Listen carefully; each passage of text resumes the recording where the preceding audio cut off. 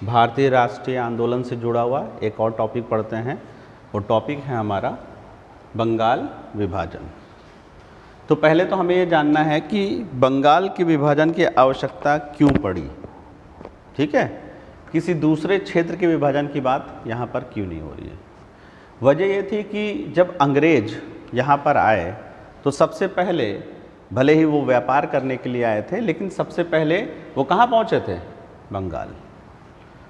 और हम आपको बता चुके हैं कि बंगाल के क्षेत्र की अगर बात करी जाए तो वर्तमान में बंगाल का जो उस समय का क्षेत्र था, उसमें अगर वर्तमान का देखा जाए तो पूरा का पूरा पश्चिम बंगाल उसमें आ जाएगा, आपका पूरा का पूरा आपका बांग्लादेश उसमें आ जाएगा, असम का बहुत बड़ा क्षेत्र उसमें आ जाएगा, बिहार और झारखंड और उड़ीसा का बहुत बड़ा क्षेत्र उसके अंतर्गत आता है। तो क्षेत्र भी बहुत बड़ा था ये। ठीक है, और क्योंकि सबसे पहले अंग्रेज़ों ने यहाँ पर अपनी राजनीतिक सत्ता स्थापित करी, इसीलिए राष्ट्रवाद के उदय की अगर बात करें तो राष्ट्रवाद का उदय भी बंगाल से ही शुरू होता है। बंगाली लोग ही सबसे पहले पढ़ाई लिखाई में आगे बढ़े और सारी चीज़ें करी। तो 1903 के आसपास की अगर बात करें तो पीछे हम आपको बता चुके हैं कि 1860 के बाद से ही भारत में या देश में हमारे राष्ट्रवाद की भावनाओं के उदय के प्रयास किए जाने लगे थे, यानी नेशनलिज्म डेवलप होने लगा था। तो सबसे ज़्यादा नेशनलिज्म डेवलप कहाँ पर हो रहा था? बंगाल में। और ये भी मैं बता चुका हूँ कि 1860 के बाद जो भी वायसराय आएंगे वो प्रतिक्रियावादी होंगे, रिएक्शनरी होंगे। वजह क्या है कि वो अब राष्ट्रवाद को दबाना चाहते हैं, क्योंकि अगर राष्ट्रवाद इसी तरह बढ़ता रहा तो देश में स्वतंत्रता आंदोलन हो सकता था। इसीलिए बंगाली राष्ट्रवाद को दबाने के लिए या उसको समाप्त करने के लिए या उसको विभाजित करने के लिए, साथ ही साथ कांग्रेस को भी कमज़ोर करने के लिए दिसंबर 1903 लॉर्ड कर्जन के द्वारा बंगाल विभाजन की घोषणा कर दी गई। और उन्होंने इसका कारण बताया कि बंगाल की आबादी काफ़ी विशाल हो चुकी है और अब उस आबादी को वहाँ पर प्रशासन चलाना काफ़ी मुश्किल होता जा रहा था। तो उस समय की बात करें तो बंगाल की आबादी लगभग 8 करोड़ 30 लाख के आसपास हो चुकी थी। 8 करोड़ 30 लाख। और इसी आधार पर उन्होंने कहा कि हम बंगाल का विभाजन करेंगे, लेकिन वास्तविक मकसद उनका क्या था? बंगाली राष्ट्रवाद को कमज़ोर करना। और इसीलिए उन्होंने बंगाल का विभाजन 2 आधार पे किया, भाषा के आधार पर और धर्म के आधार पर। तो अगर पूरे बंगाल को उन्होंने 2 भाग में बांटा, एक आपका हो गया पूर्वी बंगाल का क्षेत्र, दूसरा आपका हो गया पश्चिमी बंगाल का क्षेत्र। यहाँ पर अगर भाषा के हिसाब से देखें तो जो पश्चिमी बंगाल था, यहाँ पर अब बंगाली भाषा बोलने वाले अल्पसंख्यक हो गए। इस तरह से विभाजन किया कि पश्चिम बंगाल वाले क्षेत्र में बंगाली भाषा बोलने वाले लोग ही क्या हो गए? अल्पसंख्यक हो गए। यानी यहाँ की जो लगभग 5 करोड़ की आबादी थी, उस 5 करोड़ की आबादी में बंगाली भाषा बोलने वाले मात्र अब 1 करोड़ 70 लाख लोग रह गए। और वहीं पर हिंदी और उड़िया बोलने वालों की संख्या बढ़कर क्या, विभाजन की वजह से 3 करोड़ 70 लाख के आसपास दिखाई दे रही है। ये था पहला इनका राष्ट्रवाद को कमज़ोर करने का प्रयास।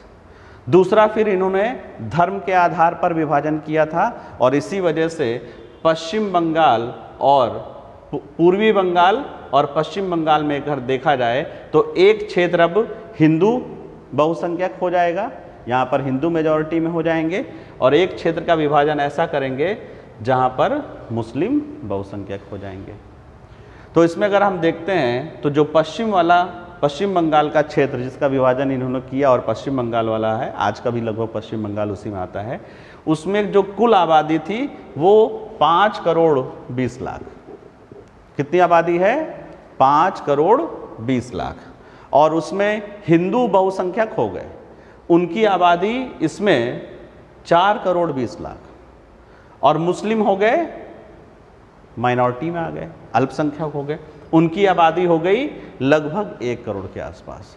और वहीं पर पूर्वी बंगाल वाला जो क्षेत्र है वहाँ पर मुस्लिम आबादी बहुसंख्यक हो गई, कुल 3.1 करोड़ आबादी में 1 करोड़ 80 लाख मुस्लिम और बाकी 1 करोड़ 30 लाख हिंदू।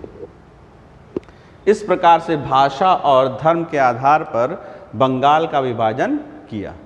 और मुस्लिम तुष्टीकरण के लिए कर्जन ने मुसलमानों को खुश करने के लिए या हिंदू मुस्लिम विभाजन को बढ़ाने के लिए उन्होंने यहाँ पर मुसलमानों को खुश करने के लिए बोला कि अब तुम्हारी नई राजधानी ढाका होगी और तुम लोगों में एकता फिर से स्थापित होगी जैसे मुगलों के समय एकता स्थापित थी।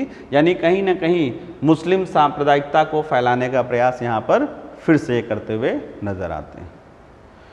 बहुत सारी घोषणाएं करी गई, कांग्रेस ने भी उसके लिए प्रोटेस्ट किया, सब किया, लेकिन उसके बावजूद इन्होंने इस विभाजन को रद्द यानी जो घोषणा थी उसको वापस नहीं लिया और फाइनली 16 अक्टूबर 1905 बंगाल विभाजन लागू कर दिया गया। और इस दिन सभी लोगों ने, जो लोग इसका विरोध कर रहे थे, इसको एक शोक दिवस के रूप में मनाया। यहाँ बंगाल के जितने भी लोग थे उन सभी ने इसको एक मॉर्निंग डे या शोक दिवस के रूप में मनाया। उन लोगों ने गंगा स्नान किया, ठीक है, पैदल यात्राएं करी और वंदे मातरम का नारा लगाते हुए गए।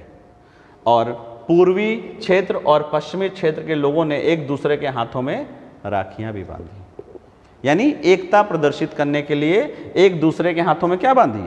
राखियां बांधी। और इसी दौरान कुछ और गतिविधियां भी की गई। इसी दौरान स्वदेशी और बहिष्कार आंदोलन की शुरुआत आपको दिखाई देगी। स्वदेशी और बहिष्कार के अंतर्गत अगर हम बहिष्कार में देखें तो अब वो इंग्लैंड या यूरोप की बनी वस्तुओं के बहिष्कार की बात यहाँ पर करते हैं। इसमें सबसे महत्वपूर्ण रहता है आपका इंग्लैंड के बने, मैनचेस्टर के बने कपड़े, तो बहिष्कार का कार्य किया गया यहाँ पर। दूसरा, जब बहिष्कार किया जा रहा है तो सिर्फ कपड़ों का ही नहीं, अंग्रेजी संस्थानों का बहिष्कार भी किया जा रहा है। और जब ये बहिष्कार किया जाएगा तो दूसरी तरफ अब दूसरा काम किया जाएगा, वो है स्वदेशी। स्वदेशी के अंतर्गत देखिए बहुत सारे स्वदेशी संस्थानों की स्थापना इस समय आपको दिखाई देगी। उसमें जैसे आपका पंजाब नेशनल बैंक लाला हरदयाल के द्वारा, दूसरा है शांति निकेतन जो कभी एक आश्रम था, फिर उसके बाद स्कूल बना और आगे चल के शांति निकेतन विश्वविद्यालय के रूप में आया। और इसकी स्थापना किसने करी? रविंद्रनाथ टैगोर, ठीक है। बंगाल नेशनल कॉलेज, एक और कॉलेज स्टैब्लिश हुआ, बंगाल नेशनल कॉलेज, जो कि अरबिंदो घोष ने स्टैब्लिश किया और पहले प्रधान अध्यापक यानी वहाँ के पहले प्रिंसिपल भी अरबिंदो घोष बने। कई बार प्री में ये प्रश्न पूछा जाता है, इसको ध्यान दीजिएगा। एक और था बंगाल केमिकल फैक्ट्री, प्रफुल्ल चंद्र राय ने स्थापित करी थी बंगाल केमिकल फैक्ट्री, लेकिन फिर इनको गिरफ्तार भी कर लिया गया था बाद में, ठीक है। और तीसरा जो कार्यविधि थी, इसमें जो गतिविधि थी वो थी स्वराज। स्वराज जो है स्वदेशी का राजनैतिक दृष्टिकोण था। स्वदेशी का राजनैतिक पक्ष क्या था? स्वराज। इसमें राजनैतिक भागीदारी को बढ़ाने के लिए आंदोलन किया गया। लोग मांग कर रहे थे कि अब हमें ज़्यादा से ज़्यादा प्रशासन में भागीदारी करने को मिले, तो ये था स्वराज। तो इस प्रकार से स्वदेशी और बहिष्कार का जो है आंदोलन चलता रहा, लेकिन समय के साथ क्योंकि वापस नहीं लिया गया, बंगाल विभाजन की घोषणा को वापस नहीं लिया गया, तो लगभग 1-2 साल के बाद फिर धीरे धीरे स्वदेशी मूवमेंट जो था वो आपका धीरे धीरे करके समाप्त हो गया, ठीक है ना। तो ये था आपका बंगाल विभाजन, उधर स्वदेशी आंदोलन और बहिष्कार, ये ठीक है।